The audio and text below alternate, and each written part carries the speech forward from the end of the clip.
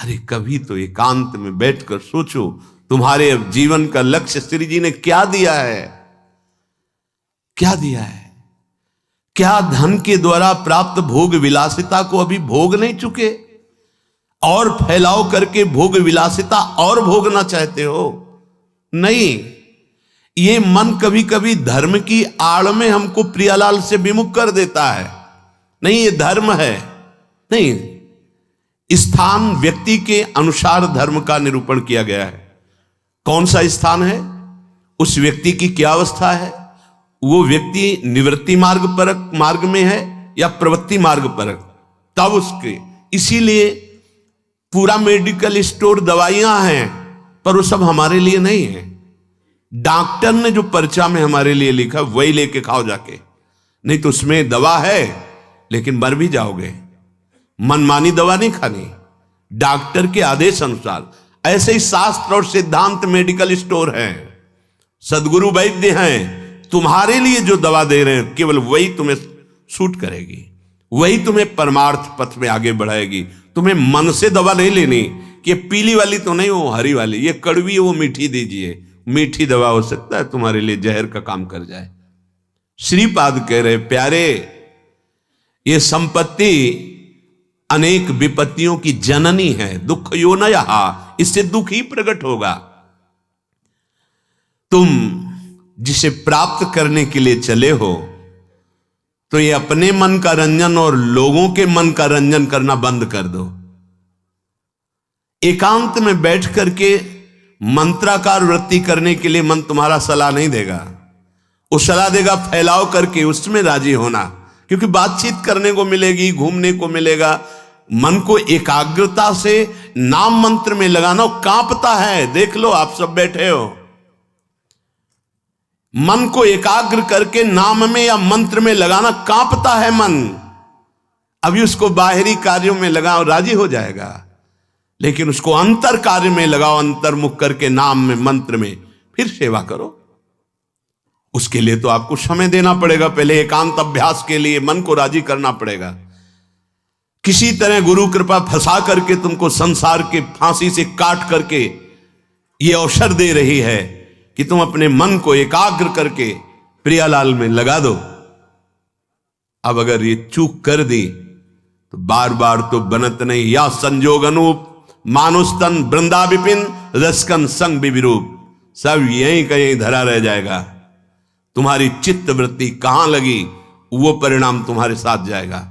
बहुत ध्यान देने योग्य बात महापुरुषों की है, अपने मन का रंजन और लोगों के मन का रंजन। जब हम वृंदावन आए हैं तो श्री जी को रिझाने आए हैं, सामने वाला आके खड़ा हो गया, राधे श्याम राधे श्याम। अब वो बात कर रहा है, अगर हम बात नहीं करेंगे तो उसको दुख पहुंचेगा। नहीं, दुख नहीं, महादुख पहुंचे। और उस दुख में वो सोचे कि ये हमसे क्यों नहीं बात किया। तब पता चलना चाहिए कि श्री जी से कोई विमुख करने वाली वृत्ति हमारे अंदर है, इसलिए हमसे बात नहीं किया। हमको श्री जी के लाड़नों से बात करने के लिए श्री जी मैं होना पड़ेगा। किसी महापुरुष के पास कोई धनी गया, बहुत सी सामग्री और रुपया रखा, वो अधिकतर मौन रहते, हटाओ, बहुत बुरी तरह से व्यवहार किया, और फेंक दी, सामग्री फेंक दी, हटा दिया। बाद में हमने उनसे एकांत में पूछा, ऐसा क्यों किया? गंगा के किनारे रेत में क्यों ऐसा किया आपने? वो कानपुर से आए, इतनी दूर से आए, गाड़ी से आए, यहां गाड़ी आना मुश्किल है, इतनी सामग्री लाए आपके लिए, आप क्यों फेंक दिया?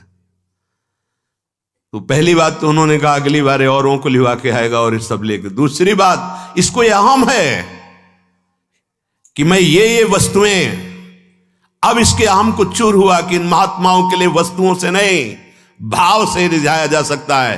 हटा इन वस्तुओं को।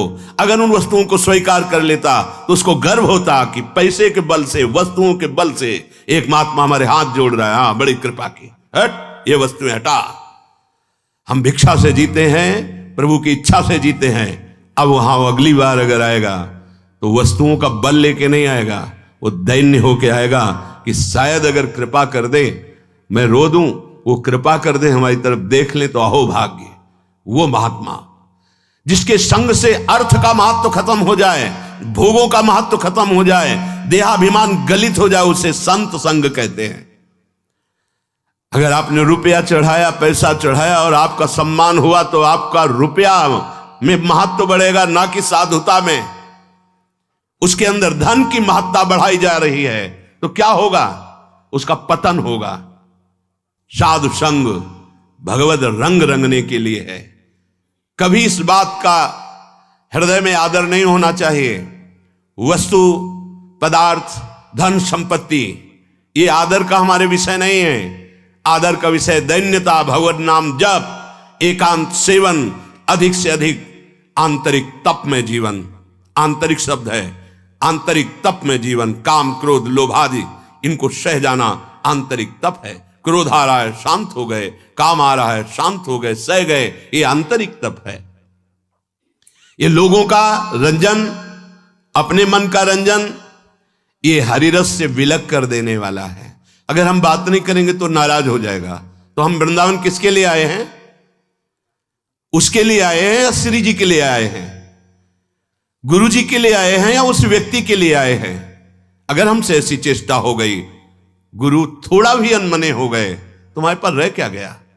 गुरु कृपा बल से ही मोक्ष मूलम गुरु कृपा, या प्रेम गुरुदेव की कृपा। रे मन रस कन संग बिन रंचन उपजय प्रेम।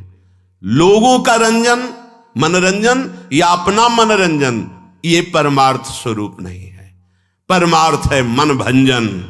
मन मार्या तन बस में कीन्हा, हुआ भरम सब दूर। बाहर से कछु दिखत नाही, अंदर चमके नूर। आपो त्याग जगत में बैठे, नहीं किसी से काम। उनमें तो कछु अंतर नाही, संत कहो चाहे राम। मन ही मारी तनहारी के वृंदावन में गाज। मारना पड़ेगा मन। हमारा मन एकांत में नहीं लगता है। लगाइए आप एकांत में। एक दिन ये समाज से मन एकांत में रहेगा। बीच हजारों के बीच में बैठा हुआ भी अपने आराध्य देव में रहेगा। इसको अभ्यास में लगाइए। अभ्यास योग युक्तेन चेतसा नान्यगामिना। ये डरना बंद करे उपासक कि अगर हम इससे बात नहीं करेंगे तो नाराज हो जाएगा। किसके लिए तुम आए हो वृंदावन? श्री जी के लिए या व्यापार करने के लिए? श्री जी के लिए या प्रपंच मनोरंजन करने के लिए? ये आपको फाइनल अपने अंदर से देखना होगा। आप किसके लिए आए हो? लोक रंजन करने के लिए आए हो या श्री जी को रिझाने के लिए? ये वनवास है, किसके लिए वनवास कर रहे हो? यहां प्रिया प्रीतम के सिवा, हित मित्र के सिवा और कोई हमारा नहीं है। हम उन मित्र को रिझाने आए हैं जो जुगल सरकार हैं। हाँ, उनकी प्रेम की बात करें, उनसे हमें मिलाने की बात करें, हमारा चित्त घसीट कर श्यामा श्याम में लगा दे, वो हमारा सच्चा मित्र। हम धर्म को भी स्वीकार नहीं करते। भागवत धर्म के भी ऊपर महान प्रेम धर्म में विराजमान है। त्यज लोक धर्मान, वेद धर्मान, भागवत धर्मान, तब प्रेम धर्मान। कहां फंसे हो? त्यज लोक धर्मान, तब महाभागवत धर्मान। भागवत धर्मान, फिर प्रेम धर्मान। राधा वल्लभ लाल की बिमल ध्वजा फहरंत, भगवत धर्मो जीत के निज प्रेमा ठहरंत। निज प्रेमा ठहरंत, नेम कछु परसत नाही। कहां भूले हो? हरिरस स्वरूपता की हानि करने वाले जन आपको मिलेंगे, लेकिन हरिरस में डुबो देने वाले, ये बड़ी कृपा। अगर ऐसे जन मिल जाए, बहुत कठिन विषय है हरिरस में डूबना। श्रीपाद कह रहे, विभाव्य जन रंजनम हरिरसात्मता भंजनम। जनरंजन, मनरंजन, इसके लिए बहुत मिल जाएंगे, लेकिन हरिरस में डुबो दे नहीं। हरिरसात्मता भंजनम, उससे विमुख करने वाले मिल जाएंगे। कोई बिरले ऐसे मिलेंगे जो आपको हरिरस में लगावें, डांट लगा दें। हमारी एक कदम जरा सी भी फिसले हरि से दूर होने की वाली बात हमें नहीं पता है, लेकिन वो हमें डांट लगा दे, नहीं इधर चलो। तो नाचना चाहिए कि अब मेरा कैसे पतन हो सकता है जब हमारे गुरुदेव, हमारे आराध्य देव हम पर दृष्टि रखे हैं। नाचना चाहिए। एक कदम भी हमको फिसलने नहीं देंगे। बलिहार है कि आपने अपनी करुणा से हमको ऐसा पकड़ा है। भजोपरति भूषण परम धाम वृंदावनम। श्रीपाद कह रहे हैं, यदि आप इस रस को प्राप्त करना चाहते हैं तो वैराग्य रस, योग रस, साधना रस का सबसे बड़ा परिणाम प्रेम रस, और उस प्रेम रस को प्रदान करने वाला परम धाम वृंदावनम, ये परम धाम वृंदावन आपको मिला है। श्री वृंदावन दास जी महाराज एक पद में वर्णन करते हैं, राधा कानन शरण मना परी, टरी जाती है आयु रात दिन, रसना प्रेम सहित कही हरि हरि, राधा कानन शरण मना परी। ईमानदारी से यदि तुम्हारा श्वास के साथ मंत्र नाम जब चल रहा है तो माला मत लीजिए, हमें कोई परेशानी नहीं। लेकिन बेईमानी नहीं, अगर मंत्र नाम नहीं चल रहा तो हाथ में माला होना चाहिए। ये तुम्हारी बड़ी सावधानी की वृत्ति पैदा करेगा माला, ये कोई खिलवाड़ नहीं है। अगर वास्तविक ईमानदारी से आपका निरंतर नाम मंत्र श्वास के द्वारा चल रहा है तो प्रणाम है, हम इस पर जोर नहीं देते। और अगर आपका नहीं चल रहा तो बेईमानी मत कीजिए। माला से बहुत नाम जब बढ़ता है, एक एक श्वास सावधानी पूर्वक चल रहा तो ठीक है, नहीं तो मन है दो चार नाम चलाएगा, भाग के संसार में भटकेगा और फिर तुम्हारा मन प्रपंच में फंसा देगा। बहुत सावधानी की जरूरत है। एक एक श्वास में जब 20 वर्ष अभ्यास किया गया है तो दिल के धड़कन के साथ वो चलता है। उसे माला की जरूरत नहीं, ना अंगुली से गिनने की जरूरत है, न सोचने की जरूरत है, न चिंतन की जरूरत है। जैसे एक विषयी पुरुष का स्वाभाविक विषय चिंतन होता है, ऐसे एक महाभागवत का स्वाभाविक अभ्यास सिद्ध होने पर नाम मंत्र रूप लीला ऐसे चलता रहता है। अभी प्रारंभ की साधना में प्रवेश भी नहीं हुआ, ना हाथ में माला है, न भगवत चिंतन की वृत्ति है, खाली बैठे हैं तो प्रपंच का चिंतन होगा। कई बार कहा है, नियम रूप में दिया है, पर जब आप स्वीकार नहीं करेंगे तो कैसे चलेगा। आपके हाथ में चाहे आजकल वो नया चला है काउंटर, ऐसे अंगुली में फंसा लिया, कितना बढ़िया है। एक कम से कम मन को अच्छा लग रहा है कि 10,000 नाम हो गए, उसको सुख मिल रहा है। प्रियालाल के 10,000 नाम जप लिए, आज 11,000 जप लिए, आज 20,000 जप लिए। ये बोले इससे अभिमान बढ़ेगा। हम कह रहे हैं ना, ये अभिमान बढ़ना चाहिए और लोभ बढ़ना चाहिए कि आज 10,000 किया, कल 15,000 करेंगे, 20,000 करेंगे, 1,00,000 अब कल, अब 1.5 होने लगा है। बड़े अहोभाग्य। अरे मंगल में प्रभु के नाम का हृदय में संचय करने का भाव आ जाए। अब ऐसे जब स्वाभाविक नाम चल रहा है तो धन्याति धन्य, नहीं चल रहा तो आप अपने साथ बेईमानी मत कीजिए। टरी जाती है आयु रात दिन, ये भगवान भुवन भास्कर उदय होकर आपकी जीवन को नष्ट कर रहे। दिन गया, रात्रि आई, रात्रि गया, अब पता नहीं दिन पूरा हो कि आज का ना हो। सच्ची बात, बड़ा भयावह है ये मृत्यु लोग। ऐसी कल्पनाएं प्लानिंग हो रही कि लगता है अजर अमर हम हैं। आगे से आगे की 7 पीढ़ी सुख भोगते रहे, इतना व्यवस्था कर ले हम। 7 मिनट का भरोसा नहीं कि जिनके लिए हम 7 पीढ़ी की सोच रहे हैं वो 7 मिनट रहेंगे कि नहीं, या जिससे सोच रहे हैं ये रहेगा कि नहीं। बड़ा भयावह विषय। तुम्हें भय नहीं लग रहा? माया की तरफ से निर्भय हो तो महाभय को प्राप्त हो जाओगे। भजन की तरफ वृत्ति जोड़ो, फिर निर्भय हो तो परमानंद को प्राप्त हो जाओगे।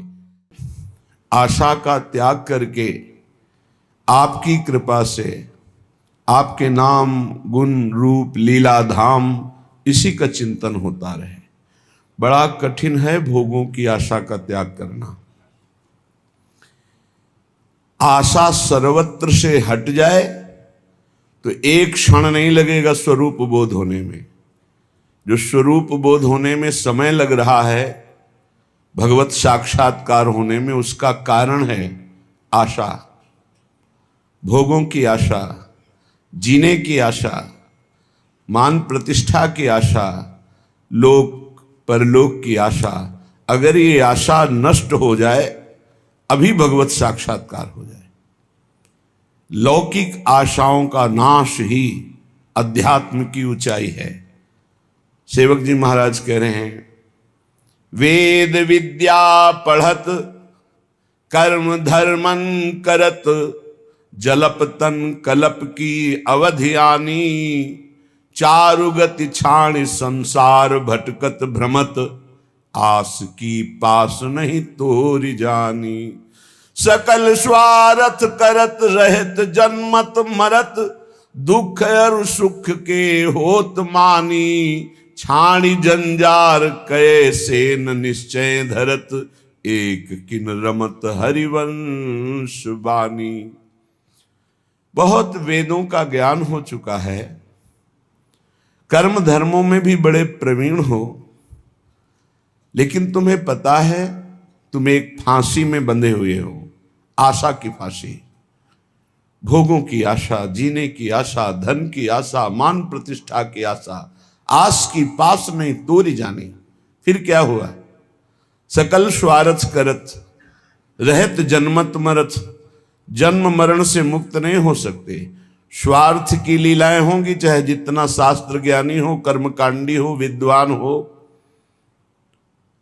सेवक जी महाराज के वेद विद्या पढ़त कर्म धर्मन करत, जलप तन कलप की अवधि आनी, चारुगति छाण संसार भटकत भ्रमत, आस की पास नहीं तोरी जानी।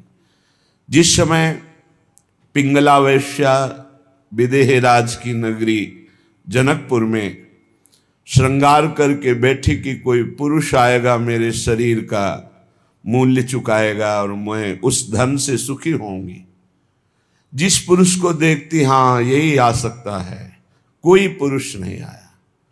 रात्रि हो गई, खिन्न हो गई, अपनी वृत्ति से उदास हो गई। हाय, मेरे हृदय में सच्चिदानंद प्रीतम प्यारे विराजमान हैं, उनको छोड़कर नाशवान शरीरों के आसक्ति वालों से अपने सुख को चाहा। धिक्कार है मेरी बुद्धि को।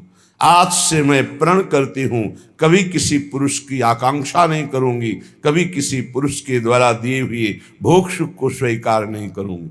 उसी समय उसे तत्व साक्षात्कार हो गया। उसी समय दत्तात्रेय जैसे महान अवधूत ने उसे गुरु पद में बैठाला, और हरिवंश महाप्रभु ने चतुरासी जैसे रस ग्रंथ में उसका उदाहरण दिया। प्रगट पिंगला गायो, पिंगला का नाम लिया।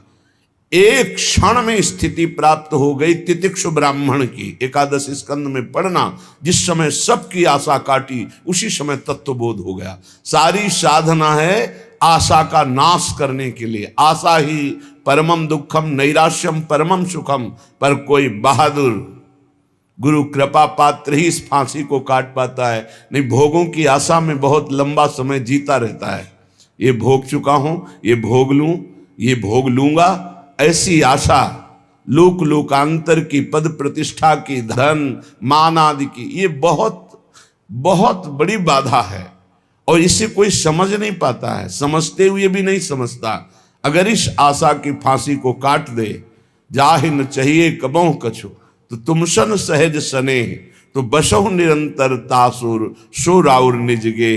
उसी समय भगवान का प्रकाश हृदय में हो जाए। भगवान के हृदय में रहते हुए भी हम दर्शन क्यों नहीं कर पाते? उसका कारण है इच्छा, वासना, आशा। इसका त्याग हो जाए, अभी भगवत साक्षात्कार हो जाए। साधना हो रही आशा पूर्ति की नहीं, आशा त्याग की। त्यागात् शांतिरंतरम, त्याग से तत्काल शांति प्राप्त होती है और शांत मन ही भगवान में निरंतर रमण करता है। तो मन सुमिरन कर तो रहे, मधुर मनोहर नित्य, नाम रूप गुण को सकल तज के भोग अनित्य। नाशवान भोगों की आशा का त्याग करके हे प्रिया प्रीतम, हे राधा माधव, निरंतर आपके नाम रूप गुण लीला धाम का ही गायन श्रवण मनन चिंतन करता रहूं। जय श्री राधा जयति जय, जय माधव घनश्याम, जयति समर्पण में विमल प्रेम नित्य सुख धाम। जय हो जय हो जय हो, श्री राधा किशोरी की जय हो, घनश्याम श्री माधव की जय हो, और इनके प्रति पूर्ण समर्पण करके प्रेम करने वाले रसिकों की जय हो। बड़ी महिमा है प्रिया प्रीतम के प्रेम में डूबे हुए रसिकों की। श्रीपाद प्रबोधानंद जी महाराज कह रहे हैं, ये वृंदावन मां वसंति यदि वा, बहुत बड़ी महिमा की बात कह रहे हैं। स्पृष्ट्वात दृष्ट्वा गता, ध्यायन्ति प्रणमन्ति तद्गुणगणान् गायन्ति, शृण्वन्ति वा मूर्धना बिभ्रति तद्रजः, क्वचन तत्संबंध संबंधिनस् तान्त्युन्नयते परम पदमहो वृंदावनम पावनम। अगर ध्यान से इसको बैठा लोगे तो निश्चिंत हो जाओगे। श्रीपाद कह रहे हैं, ये वृंदावन मां वसंती, जो अखंड वृंदावन वास का नियम लिए हुए हैं और जो वृंदावन रस के रसिक हैं, ये वृंदावन मां वसंती, यदि उनका कहीं स्पर्श हो जाए, यदि वा स्पृष्ट्वाथ अथवा दृष्टवा दर्शन करने को मिल जाए, गता ध्यायन्ति या एकांत में बैठकर उन रसिक महापुरुष का ध्यान करने को मिल जाए, या प्रणमंती सामने साष्टांग दंडवत करने को मिल जाए, तदगुण गणान गायन्ति उनकी महिमा का उनका यश गान करने का भाव बन जाए, श्रणवंती या कोई उनकी महिमा गान कर रहा हो रसिक महापुरुष की हम सुन लें, वा मूर्धना बिभ्रत या उनकी सी चरण को लेकर मस्तक पर पधराने का, ऐसा न मिले तो उनकी चरण रज लेकर मस्तक पर धारण करने का। श्रीपाद कह रहे तद्रह क्वचन तत्संबंध संबंधिन, यदि सीधे रसिक महापुरुष का संपर्क ना हो तो उनसे संपर्क करने वाले का स्पर्श हो जाए, दर्शन हो जाए, संभाषण हो जाए, या एकांत में उनका चिंतन हो जाए, तो श्रीपाद कह रहे परम पदमहो वृंदावनम पावनम, वृंदावन में विराजमान परम पवित्र रसिक महापुरुष का ध्यान, स्पर्श, संभाषण, प्रणाम, उनकी चरण रज, उनका चिंतन यदि हो रहा है तो निश्चित आपको परम पद प्राप्त हो जाएगा। देवर्षि नारद जी ने भी कहा है, मात संगस्त दुर्लभ हो, बड़ा दुर्लभ है महापुरुषों का संग, पर अगम्यो यदि निर्वाह कर ले जाओ तो अमोघस्य निश्चित भगवत प्राप्ति हो जाएगी। श्री जी संबंध का निर्वाह करती, ये हमारी प्रिय सखी का शरणागत है, बस इस बात से श्री जी महल खवासी दे, अपने श्री चरणों की सेवा अपने महल का वास प्रदान कर देती। दर्शन, सेवक जी महाराज ने कहा है, दरस परस अघनास बास निज संग करो दिन, तीन मुख हरिजस सुनत श्रवण मानो नत्र पित छिन, कलि अभद्र बरनत सहस कलिकामादिक दोष सब। जितने दोष हैं कलयुग के कामादि दोष हैं, ये सब रसिक महापुरुषों का संग हृदय से किया जाए तो उनके दर्शन से, उनके स्पर्श से, उनके संभाषण से नाश हो जाता है। गंगा जी भी ऐसे रसिक महापुरुषों के स्पर्श की आकांक्षा करती है कि वो कभी हमारे में चरण रख दें तो हम निष्पाप हो जाए। ऐसे रसिकों का स्पर्श, संभाषण, दर्शन, श्रीपाद कह रहे हैं यदि दर्शन ना हो, स्पर्श ना हो, संभाषण ना हो तो उनके जो संबंधी हैं उनका दर्शन, संभाषण, स्पर्श हो जाए तो निश्चित परम पद की प्राप्ति होती है। क्या है इसमें दर्शन संभाषण में? क्योंकि उनके अंदर प्रिया प्रीतम के प्रेम परमाणु है, प्रिया प्रीतम की वार्ता है, प्रिया प्रीतम का अनुराग है, प्रिया प्रीतम की आसक्ति है। तो उनके संग से हमारे हृदय में श्यामा श्याम की निश्चित आसक्ति प्रकट होती है। ये बड़ा सौभाग्य का विषय होता है जब कोई रसिक महापुरुष हमें अपना कह दे, ये अपने जन हैं। या एकांत में जब वो श्री जी के चिंतन में हो, उनके ध्यान में कभी हम आ जाएं, इस भाव से कि ये अपना दास है, ये अपना सेवक है, ये अपना निज जन है, ये श्री जी का जन है। निश्चित आशीष जो प्राप्त होता है, जो जीवन का परिवर्तन करता है, ये हम गूढ़ बात कहते हैं। वो मांगने से नहीं मिलता है, वो हाथ रखवाने से नहीं मिलता है, वो मिलता है जब वो भजन में बैठे होते हैं और अचानक आपकी किसी सेवा, दैन्यता, कोई ऐसा आचरण जो उनके हृदय पर प्रभाव डाल चुका है, उस समय आपकी याद आ गई और उस याद में जो आपके पास गया, श्री जी के चिंतन से डूबा हुआ वो भाव, वो आपका परम मंगल, परम कल्याण कर देता है। इसीलिए हरिवंश महाप्रभु ने सीधे श्यामा श्याम की प्रीत की बात न कह के कहा, श्याम श्यामा पद कमल संगी सिर नायो। जो श्यामा श्याम के चरणों के अनुरागी हैं, उनके चरणों में सिर नवाए। कह रहे निश्चित परम पद प्राप्त हो जाता है। प्रभु अपने जन से ज्यादा अपने जन के प्रति प्रेम रखने वाले को दुलार करते हैं। सेवक जी महाराज कह रहे, जो हरिवंश उपासक सेवय सदा सेवू ताके चरण विचारी, और जो हरिवंश को धर्म सिखावे सोई तो मेरे प्रभु ते प्रभु भारी। वो मेरे प्रभु से भी बढ़कर प्रभु है, जो मुझे प्रभु की बात सुनाए। जिनके जाने जानिए युगल चंद सुकुमार, जिनके परिचय कराने से प्रिया प्रीतम से हमारा परिचय हुआ, हम ये जान पाए कि हमारे प्राणाधार जीवनधर राधा माधव श्यामा श्याम, उनको उनसे भी अधिक भाव करके मानना, ये निश्चित परम पद की प्राप्ति का हेतु है।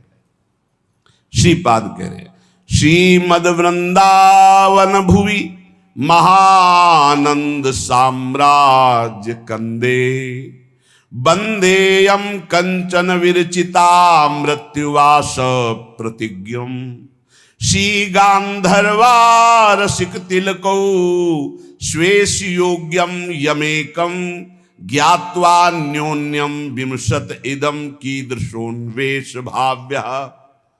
ये श्री वृंदावन धाम महाप्रेम का साम्राज्य स्थल है। यहां पर जो ये प्रतिज्ञा कर लेता है, वंदे यम कंचन विरचिता मृत्युवास प्रतिज्ञम, ये स्वर्णिम भूमि जो वृंदावन है, इसमें जो नियम ले लेता है कि मैं मरने तक यहां से बाहर नहीं जाऊंगा, इसके बाद कोई शरीर को क्या करे हमें कोई परवाह नहीं, पर मैं वृंदावन से बाहर नहीं जाऊंगा। इसकी बहुत बड़ी महिमा है, ये बहुत बड़ी लाभ की वृत्ति। अनंत जन्मों की हुई अपराध सब क्षमा हो जाएंगे और निश्चित भगवत प्राप्ति हो जाएगी। पहला उपाय बताया, वृंदावन रसिकों का स्पर्श, संभाषण, दर्शन, ध्यान, प्रणाम, चरण रज निश्चित परम पद प्रदान कर देती है। दूसरा उपाय बताया, सीधाम वृंदावन का आमरण व्रत ले लेना। सीधाम वृंदावन के बाहर कभी भी हम नहीं जाएंगे। कल हमसे किसी ने प्रश्न किया था कि हम कितनी सीमा माने वृंदावन की अखंडवास के लिए, तो 3 वृंदावन का वर्णन हुआ है, गोष्ठ वृंदावन, गोपी वृंदावन, नवनिभृत निकुंज वृंदावन। हम तीनों का एक साथ लेते हैं। हम ब्रज 84 कोष के अंतर्गत का वास स्वीकार करते हैं कि अगर हमें कहीं जाना है तो बस ये ब्रज 84 कोष के अंतर्गत, इसके बाहर नहीं। हम बरसाना दर्शन, नंदगांव दर्शन, गिरिराज जी दर्शन और मथुरा की भी परिक्रमा होती है। कार्तिक मास में परिक्रमा होती है। श्रीधाम वृंदावन और मथुरा ये सब परम पूज्य है। अगर मथुरा भी जाना पड़े तो ये हमारे ब्रज से कोई दूर नहीं है। परिक्रमा ब्रज 84 कोष की अंतर्गत मथुरा भी आता है। मथुरा से ही कहीं कहीं प्रारंभ होती है। जब परिक्रमा दी थी तो मथुरा से ही होकर आए हुए थे, तो मथुरा भी परिक्रमा के अंतर्गत ही आता है। तो हम जब अखंड वास लेते हैं तो 84 कोष का लेते हैं। इस 84 कोस ब्रजभूमि में हम आ जा सकते हैं। ऐसा इसमें ये भी सुविधा रहती है कि हमें कभी लाडली जी के दर्शन करना हुआ, कभी लाल जी के, कभी गिरिराज जी के, तो हम उसमें बंधे नहीं, हम दर्शन कर सकते हैं जाकर। और ब्रज 84 कोस भूमि ये श्री कृष्णमय है। आमरण व्रत ले लेना, पर ये ध्यान रखना, ये व्रत लेने के बाद फिर बाहर मत जाना। कभी कोई ऐसी गुरुजनों की आज्ञा, जैसे हमारे बहुत से साधक आमरण अनशन व्रत लिए वृंदावन का, पर महारानी जी की पोशाक लाने के लिए दिल्ली भी जाते हैं। सुबह जाते हैं, शाम तक सेवा की सामग्री लेके लौट आते हैं। और ये आज से नहीं, ये पुरानी परंपरा चली आ रही। आनंदी माता जो राधा वल्लभ जी के पीछे मंदिर है, लाडली जी की साड़ी के लिए कलकत्ता गई थी और वहां से लाई थी। अपनी प्रियाजू के लिए, अपने गुरुजी के लिए, उनकी सेवा के लिए यदि हमें जाना पड़े तो हम वृंदावन के अंतर्गत ही हैं, हम वृंदावन से बाहर नहीं, क्योंकि उनकी आज्ञा में हैं, उनकी इच्छा में, उनकी सेवा में, उनकी आज्ञा। अपनी किसी इच्छा या अपनी किसी सेवा के लिए या अपनी किसी दुख निवृत्ति के लिए हम नहीं जाएंगे, पर गुरुजी का आदेश हो जाए तो इसी क्षण जहां वो आदेश कर दें। भगवत ऋषिक जी को गुरुदेव ने उनके आदेश कर दिया, नहीं रहना, चलो जाओ यहां से वृंदावन से बाहर। तो दो काम किए, बाहर के वृंदावन से दूर किया और अंदर वृंदावन प्रकाशित कर दिया। तो गा रहे हमारे उर वृंदावन और माया काल जहां नहीं व्यापे, जहां रसिक सिरमौर हमारे उर वृंदावन और निरंतर प्रिया प्रीतम जहां खेल रहे से वृंदावन प्रकाशित कर दिया। रे वृंदावन की निष्ठा परिपक्व भाव से स्वीकार करने पर वो कैसा भी जीव क्यों न हो परम पद का अधिकारी हो जाता है। पर इसको बड़ी दृढ़ता से स्वीकार। श्री जी की सेवा के लिए गुरु आज्ञा होने पर वो बात अलग। श्री जी के लिए तो जीवन ही अर्पित है, उनके लिए तो पूरा संकल्प विकल्प सब उन्हीं के लिए है। हम अपना कोई संकल्प नहीं, हमारा शरीर सुख के लिए बाहर जाना नहीं होगा, हमारे रोग हो जाए हम अमुक स्थान जाए, ऐसा नहीं होगा। लेकिन यदि श्री जी की सेवा के लिए कि अमुक जगह इत्र मिलेगा, अमुक जगह चंदन मिलेगा, अमुक जगह पोशाक मिलेगी, तो हम जाएंगे। हम श्री जी की सेवा के लिए वो वस्तु लेकर रात्रि यहीं व्यतीत करेंगे आकर के। ऐसा हमारे बहुत से संत भगवान ऐसा करते हैं, क्योंकि नित्य श्री जी का फूल बंगला बनता है, नित्य सेवा सामग्री, तो किन्हीं किन्हीं को जाना पड़ता है और वहां से झूमर है, सेवा की पोशाक है, सामग्री। तो उनका ऐसा नहीं कि वो वृंदावन का खंडवास स्वीकार नहीं करते। जब कोई साधक यहां से आज्ञा में जाता है तो वो हमारे हृदय में रहता है, जब तक वापस नहीं आता तब तक अखंड चिंतन उसका बना रहता है। कहीं भी बाल बांका न होने पाए, कहीं भी उसका अध्यात्म चिंतन न बिगड़ने पावे, क्योंकि माया नगरी में जा रहा है। हमारी स्वामिनी जी की उस पर दृष्टि रहती है। श्री गांधर्वा रसिक तिलको स्वेशु योग्यम यमेकम। गांधर्वा श्री लाडली जू रसिक तिलक श्री लालजू महाराज, जो वृंदावन का अखंड वास स्वीकार कर लेता है, उसको अपने अनन्य सेवकों की गणना में श्री प्रियालाल लिख लेते हैं। केवल अनन्य वृंदावनवासी, अखंड वृंदावनवासी, ये बहुत बड़ा व्रत है, बहुत बड़ा व्रत। अंतिम जन्म है जिसका, वही ये व्रत ले। और इसका निर्वाह, बहुत कष्ट की परिस्थितियां आ सकती हैं, लेकिन टूटना नहीं। कोई भी कष्ट तुम्हें परास्त नहीं करेगा, पर तुम टूटना नहीं। अगर आमरण अनशन जैसे परीक्षित जी ने लिया तो 7 दिन में भगवत प्राप्ति कराने के लिए बिना बुलाए सुखदेव जी आ गए, बिना बुलाए। ऐसे ही आप आमरण व्रत लीजिए वृंदावन का, तो बिना किसी याचना के किसी सिद्ध रसिक महापुरुष का सानिध्य प्राप्त हो जाएगा और प्रिया प्रीतम की प्राप्ति हो जाएगी। जो श्री राधा किशोरी की उपासना करता है, कौन बाधा उसे परास्त कर सकती है?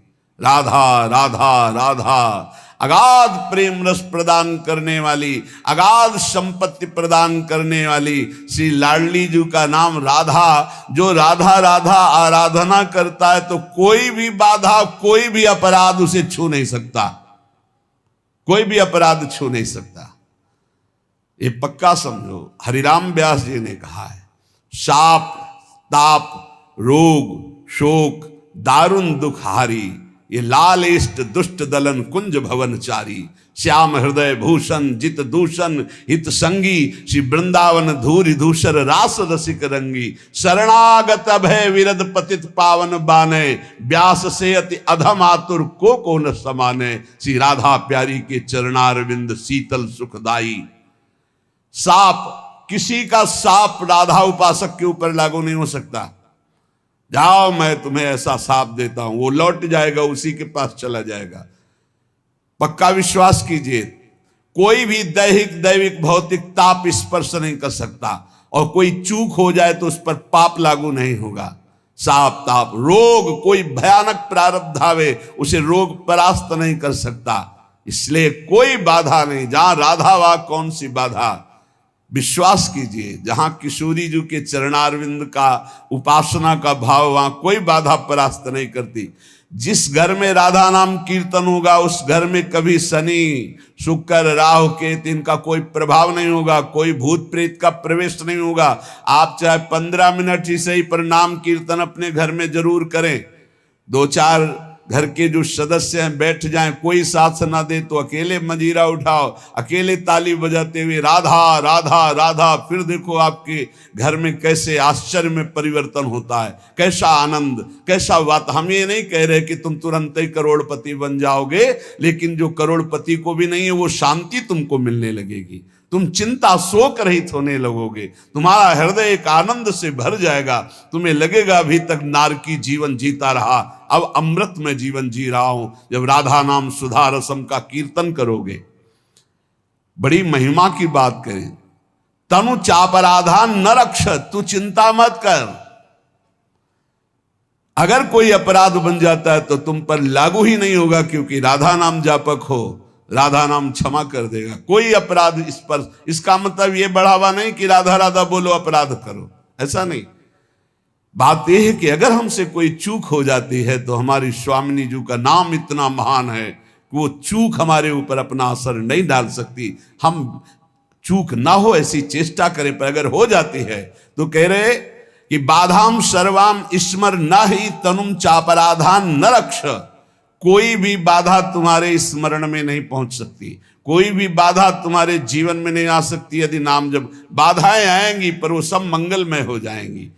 कोई भी अपराध तुम पर लागू नहीं होगा, क्योंकि तुम राधा नाम जापक हो। किशोरी जी का ऐसा प्रताप है। मां याहारतः क्वचिदपि विनाधाम राधा रसांधम, माधावाग्यो क्वचिदशुभम धाम वृंदावनम ही। राधा रसोन्मत्त उपासक यही चाहेगा कि मुझे वृंदावन का वास मिले।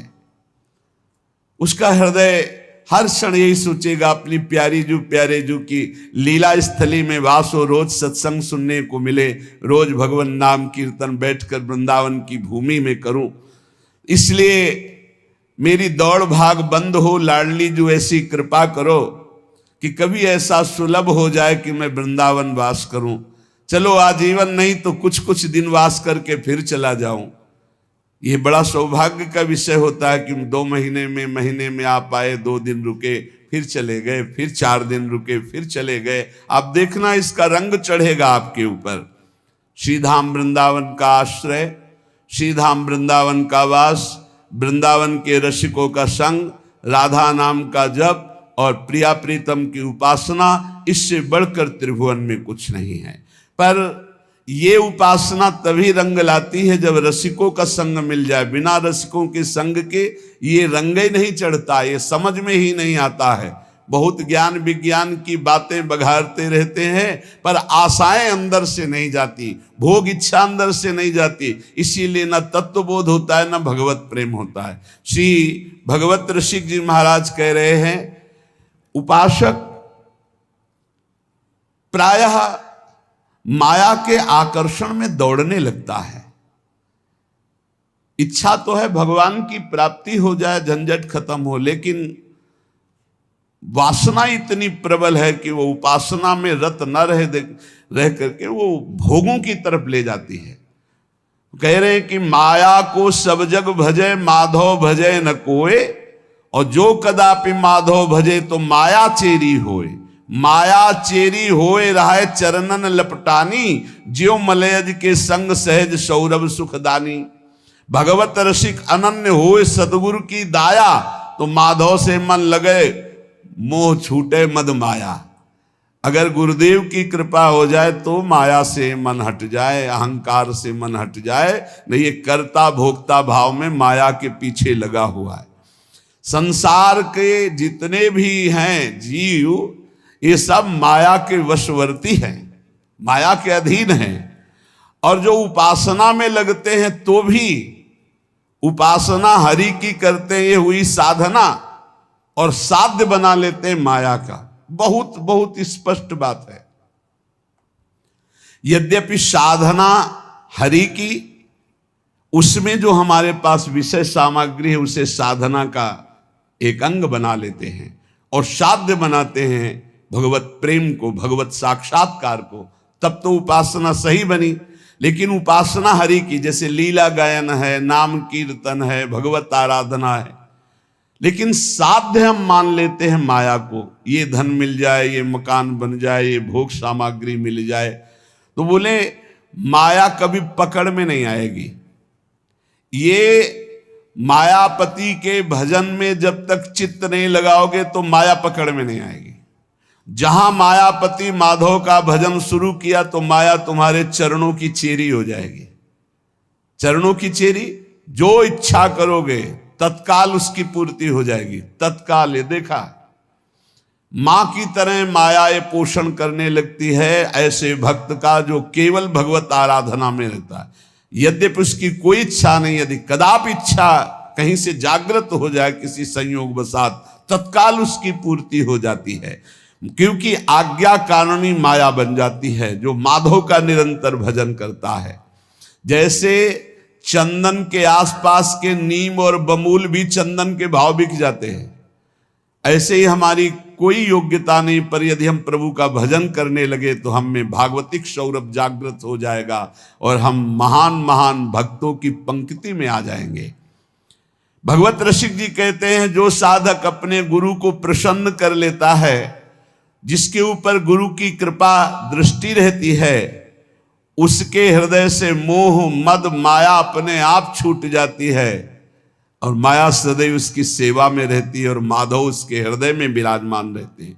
इसलिए सच्चा उपासक वही है, आशा जिज्ञासा नहीं, नहीं आशा उपदेश, नाम रूप रसना चखनी, यह समझे को देश, या समझे को देश, सहज सब सो नहीं बोले, और बोले समयो पाए ग्रंथि संशय की खोले।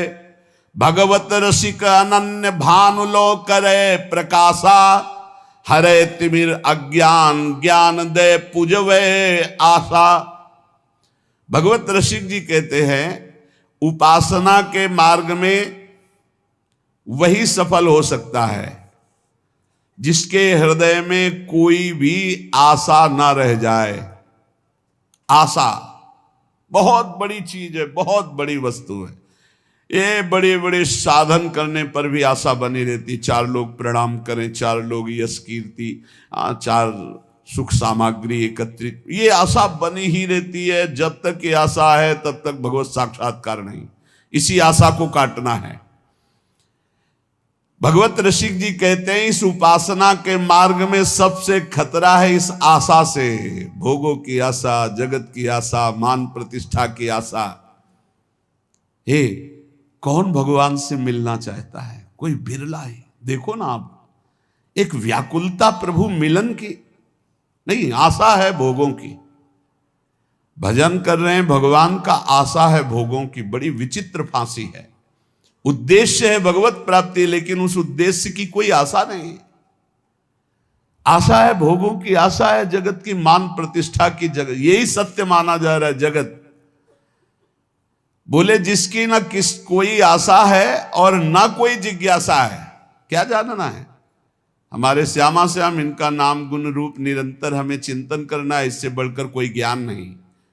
नाम रूप रसना चखन ये समझे को देश, जो निरंतर नाम जप करता है, नाम कीर्तन करता है, प्रभु के चरित्र सुनता है, प्रभु के चरित्र गाता है, रूप का ध्यान करता है, वही इस देश में उन्नति प्राप्त करता है उपासना मार्ग में। और ये बहुत कठिन है, बहुत हम देख रहे हैं, बड़ी बड़ी अवस्थाओं के उपासक हो जाते हैं, ना निरंतर नाम चलाने की कोई जिज्ञासा है, ना कोई भगवत तत्व की जिज्ञासा है, बस वो बाहरी बातें बताते हैं आकर के, इतना ये है, इतना ये है, ये अस्पताल खुलवा दिया, ये कर दिया, वो कर। विश्राम कहाँ है अंतर में? वो अशांत हैं। विश्राम कहाँ है? नाम रूप रसना चखनी या समझे को देश। जो निरंतर नाम जप रहा है, बलिहारी गुरु चरणारविंद की प्रथम में ही, प्रारंभिक अवस्था में ही ये बात बता दी थी। वो बैठ गई, कोमल हृदय बच्चा थे, वैसे फूस की झोपड़ी में रहते थे, ऐसे तखत के नीचे आसन हमारा लगता था, जमीन में, और तखत में गुरुदेव। उठ बच्चा, 2 बजे रात्रि उठ, बैठ, भजन कर, और देख जब नाम जप का प्रभाव जगेगा तो भगवान की सुंदर मूर्ति आएगी, सुंदर रूप आएगा, तू लग उसी में लग। वो बात ऐसे बैठ गई कि भगवान का दर्शन नाम से ही होता है, नाम जप से ही होता है। कृतार्थ कर दिया। अगर वो नई अवस्था थी, जैसा उपदेश करते वैसा साधन में लगते, पर बस सब साधन करते हुए एक बात थी, एक भी श्वास खाली ना जाए भगवत स्मरण से। नाम रूप रसना चखनी ये समझे को देश। नेत्र रूप का स्वाद ले रहे हैं और हृदय में नाम चल रहा है, सब ज्ञान आ जाएगा, सब ज्ञान, कुछ समझने की बात अन्य नहीं, आशा जिज्ञासा नहीं, किसी से प्रश्न मत करो, अपने आप सब उत्तर आ जाएंगे। जब नाम जप करोगे रूप छा जाएगा आनंद का।